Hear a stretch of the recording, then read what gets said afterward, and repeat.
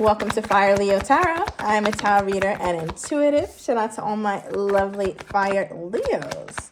All right, Leo, so I hear a lot of laughter, or there's a lot of laughter coming in. I feel like laughter is going to be very healing for your soul, especially this upcoming weekend. I don't know what's been going on, Leo, but it's just being very highlighted that enjoyment, smiling, being free, being at ease is going to be really, really important for you this coming week. Now, also, some of you Leos are dealing with a Gemini. Gemini season could have also been very significant. So that puts us right in the beginning of the summer. I feel like there's a lot going on with you and your man, okay? You and your woman at the beginning of the summer. Clarify this. Ooh. All right, as I pick up the deck, what stayed, all right? What stayed is the Nine of Swords. So I feel like there was something that you were almost trying to release, or you felt the need to grieve it in the beginning of the summer. So I'm getting a Leo who thought things were going to be good, things were going to be fantastic, you were going to have a wonderful summer with your person, but things didn't quite work out that way. So let's dive a little bit deeper into this. I didn't even flip over the third one. I'm not inclined to just yet. Okay, what is this here, Spirit? Why are we getting that energy? What's going on, or what happened in the beginning of my Leo's summer? Okay, Nine of Cups. Give me one more. Okay. I feel like what's interesting is like perhaps right before Gemini season, everything was good, right? Because now you got two nines. We have the Nine of Cups and we had the Nine of Swords. So I feel like here, Leo, things were good and then they had a drastic switch, right? Then that's when you started to be stressed. You started to also wonder like, wait a minute, what's going on? I thought that me and my person were on the same page. I thought that we were building, because it looks like there's a whole lot that you put into the connection. And the person seems to have put in a lot in this connection as well. But I think, Leo, from your standpoint, you're trying to look at it like, did I do too much? Was I giving too much of myself unnecessarily? And I feel like because of that, you're forced to really reflect, and it put you in this position of judgment, right? Judgment is all about needing to make a huge decision, but the decision is easier to make when you just surrender.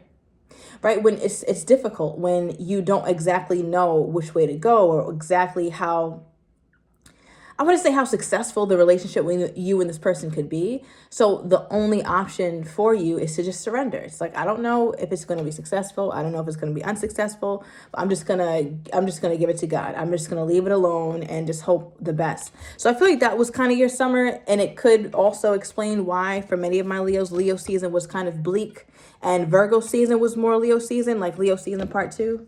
Okay, clarify this. What is this here, Spirit? There's a lot about the summer. Okay, there's a lot about the summer energy that's popping out. Okay. Yeah, as I said that, we have July, right? So definitely something in July, right? The very beginning of summer, maybe the end of May into June, and then July, something else was significant. And I'm not just talking about my Leos who are born in July. All right, we also have a special date here. So perhaps something on July 4th. Maybe you guys are born July 4th, but I feel like there was something that you were supposed to do that was really significant in the summertime. Some of you guys were able to do it with this person. Others of you guys, it just never happened. And I feel like it kind of set the tone for a not so good feeling when it came to this person. Now, I do feel like my Leos need to be mindful about the month of November, which is coming up pretty quickly. All right, I think did we have October? Yeah, we got October at the bottom of the deck. So this month into November, be very mindful. All right, I think we got that in one of your recent readings. So here's another friendly reminder. All right, the fall is going to be another conundrum is what I'm getting here, Leo. But I want to get your person's energy, because there's so much, again, fixated on the summertime. Okay, what is this? Tell me about Leo's person's perspective on their relationship in the summer, or whatever this is. I just feel like it didn't start just now. What was going on with Leo's person this summer? Okay, we got the Six of Swords, yeah. Give me one more. Thank you. There's the Hierophant. And the Emperor at the bottom of the deck. So when I get these two, right away, thinking long-term, thinking marriage, right? So I don't know if this was something you guys were talking about at some point. Could have been an Aries, a Taurus you were dealing with. You guys could have been talking about it, but then you kind of stopped. You could have been dealing with someone who was in a high level of commitment. It's not most of you, but, it is coming out, so I do have to mention it. But I feel like this person felt as though they had to move toward higher commitment with you very quickly. So I don't know if they started to tell you like, yeah, Leo, like, let's go ahead and do it, or if they were just making rash decisions or what. But with the Six of Swords going into the Hierophant, it's like sailing right into higher commitment. And I feel like this person was a little bit reluctant to do so, but they were going that way anyway. So it almost makes me feel like they were telling you things, maybe promising you things, but not keeping up with it, or not following through with their word. What is this here with the Six of Swords and the Hierophant, please, Spirit?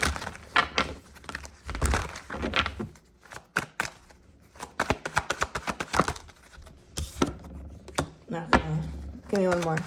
Yeah, I feel like, I don't know, this was a situation where some of my Leos perhaps could have been love bombed. Yeah. I feel like the Leos could have been love bombed by this person because we have cold. All right. We also have air sign here. So there's that Gemini, but also Libra, Aquarius energy is significant. Now, I feel like this person tried to come toward you, but they became, I want to say they put themselves in a position where you could finally see that they really were not emotionally available, right? Like they just weren't trying to really show up for you in that way. They just weren't really invested, Leo. And I think you started to see that. There's a part of them that I think tried to present themselves or tried to be open and loving with you, but just wasn't able to. Okay, I got inclined to open this card. It came out reverse. We have Dinner reverse. So for some of you guys, I feel like this person made you feel like you guys were supposed to have a special date. Maybe it was over the summer or a very sunny day or something, but it didn't happen. Others of you guys, it was supposed to be a nice day. You went, but it kind of got flipped upside down. You thought it would have been a really good hangout session or a really good dinner, really good date, but it wasn't. Maybe you guys argued or you just felt the tension or something like that. Your person is coming off very aloof, very disconnected, very emotionally unavailable, I should say. Yeah. Okay, clarify this. Now, why was this person... Yeah, I need more answers here, Spirit, because this ain't gonna cut it. Now, why was this person acting as though they wanted a relationship with my Leo at some point, or acting as if they wanted higher commitment? Okay, we got a lot of cards out, but this one flipped over. So we have the Seven of Wands for why they were acting this way. So I feel like your person feels as though there was competition for you with the Seven of Wands, and you do such a good job, Leo, at making yourself so, what's the word I'm looking for? So desirable, I guess, or so mysterious. It's like, wow, I gotta have that. Sometimes people don't even really know about you or what you're about, who you really are, what your spirit is really like. But because you protect yourself and because you carry yourself with such care and such esteem, right, it makes people very curious about you. And I feel like that's one of the main reasons that got your person into the space of like, I need to get Leo, I need to pursue Leo. But once you started to open up, Four of Pentacles reversed, I feel like that's when they started acting a fool, right? Because I feel like this is how you were when you met them. You weren't really tripping off of them. You weren't really super open to them. I think you were more open to them than others, I'll say that, but you still kept yourself to yourself. You weren't really all out there when it came to this person. But over time, how does this person think Leo changed over time from when they met my Leo to when they started to, I guess, pull back from my Leo? How did they feel like my Leo changed? So my Leo went from a Seven of Wands in their eyes to a what? Two of Pentacles. Okay. So you went from the Seven of Wands to Two of Pentacles. It almost feels like, Leo, whatever you were standing on, you stopped standing on. So I don't know if you had boundaries or if you were like just very, very sure about what you want out of life and how you want it and when you want it. Like a very sure person, right? A definitive kind of person. It's like you went from that, like unshakable, very unbothered kind of energy, but not in a way where you're trying to act like, oh, I'm so unbothered, I don't care. No, it wasn't like that. It was very real. It was like, no, I'm unbothered because I'm working on myself. I'm meditating more. I'm praying more. I'm taking care of myself. I'm protecting my energy. That was what Leo was focused on. And it's like you went from being that woman or being that man to being the Two of Pentacles. Right now, the Two of Pentacles, there's nothing wrong with it, but this person looked at you as though you came off more indecisive. You seemed more, more susceptible to their advances, right? With the Two of Pentacles. It's almost like being coaxed out of this little boundary that you made for yourself. It's like, oh, come on, Leo. No, come out of here. I promise I'm not going to hurt you. I see you over here working on yourself. I'm not going to hurt you. I'm not going to disturb you. And then you were ignoring it for a while. You were cool for a while. But then you started to listen a little bit more. And as you listened and you came out of your bubble, or you came off of your throne in some way, shape, or form, you started to let this person kind of get in your head. And I feel like what they witnessed happen in you was the fact that they were able to kind of mess with your mind a little bit. And that's when they started to, I guess, pull their energy away here, Leo. Clarify this. Let me pull from the black deck. When I say mess with your mind, it's like before you were just like more so, no, I'm good. Or I don't really need anybody right now. Like, I'm good for now. No, I'm just focusing on me. I'm fine being single. You went from that kind of mindset, or you came off like that. Then you moved into a, are you sure you want to be with me? Well, let me know, because I really need to know if this is what you really want, because I don't know how sure you are. I need to make sure. Like, you seemed like more revved up after this person came in your life. And I think that's kind of how they left you. Yes, like you let them get in your head a little bit, toy with you a little bit here, Leo. Okay, yeah, look what came out. Girl with a snake. It says empath and narcissist paradigm, being charmed or being used, enabling, boundaries. Remember when I said like this person kind of coaxed you, like they lured you out of your little bubble you've created for yourself, your little safe zone, right? Because you were a girl with a snake or boy with a snake. That snake represents your boundary. But this person had a way of like bringing your guards down. And I think once they brought your guards down and they saw that you were letting them in, that's when some sort of split happened here with the Three of Swords. Right? And it's like, that reminds me of a quote. I don't know who said it. Maybe it was a Bob Marley. I don't really know. Don't quote me, but it was like, whoever awakens love in someone with no intentions on loving them is a coward. Pretty much like that. So that's what it feels like. They woke it up. Like they woke up your desire for love. They woke up your desire for companionship. And then once they saw that you were open to it and willing, that's when they're like, yeah, nah. What is this? Yeah, Leo, I don't know. It's like you were, like when you met this person, it says healthy choices, making healthy choices in love and in life, self-love, self-care, being happier. That's where you were at.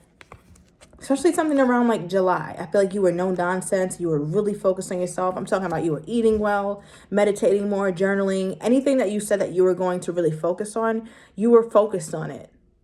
Your love life may not have been going so well, but the promises you were making to yourself was something that you were coming through on for the most part here, Leo. Your hair is growing.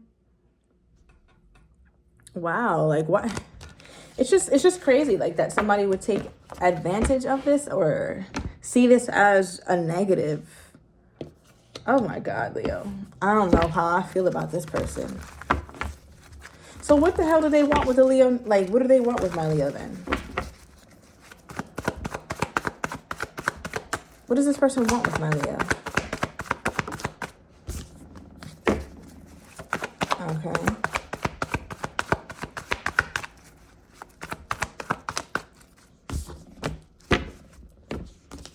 Overall energy for what they want is the World card. I feel like your person loves when you give them an opportunity to be in your life, to be front row and center in your life with the World card here. Because what's interesting, what came out is for what they want with the Leo was the Devil card and the Knight of Swords. Right? So the Devil card, the devil is what? The king of confusion. Right? So I feel like this person, they kind of come around. Hold on. Is there anything good about this person's intentions? Like, okay. I don't know, Leo. They don't really have, that's what I'm saying. It's like, so we have separation, says unsure of the future. They're thinking about you, yearning for you, sadness, missing you.